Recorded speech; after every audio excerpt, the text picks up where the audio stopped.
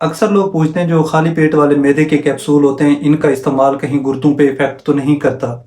जी बिल्कुल, कोई भी दवाई हो बेजा इस्तेमाल करें तो उसके साइड इफेक्ट कोई ना कोई ज़रूर मिलते हैं। सेम इसी तरह जब आप खाली पेट वाले यानी जो पेट की जलन या तेज़ाबियत के लिए कैप्सूल इस्तेमाल करते हैं तो ये बेजा इस्तेमाल करेंगे तो ये भी आपको गुर्दे के मरीज़ बना सकते हैं। गुर्दे की दायमी मर्ज भी में भी मुब्तला कर सकते हैं। उसकी वजह यह है कि जब आप ये खाते हैं तो उसके बाद गुर्दे की जो छोटी छोटी नालियां होती हैं उनमें स्वेलिंग आ जाती है, जिसे हम इंटरस्टेशनल नेफ्राइटिस बोलते हैं।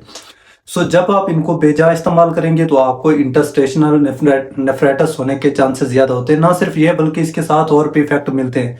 वो ये कि आप में मैग्नीशियम की कमी होगी, जिसके बाद आपके दिल पे दबाव या आपकी खून की नालियों में पट्टों में खिंचाव आना शुरू हो जाएगा।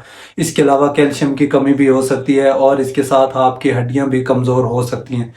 ये बात सिर्फ यहीं तक नहीं होती, इसके बाद ये पेट का इन्फेक्शन भी करता है। जब आप इसको मुसलसल यूज करेंगे, बेजा इस्तेमाल करेंगे तो इसके बाद क्योंकि जो आपके पेट को खाने को हजम करने वाले एसिड मौजूद होते हैं तो उनमें कमी आ जाती है। जब एसिड्स में कमी आएगी तो आपके पेट का इन्फेक्शन बार बार करवाता है।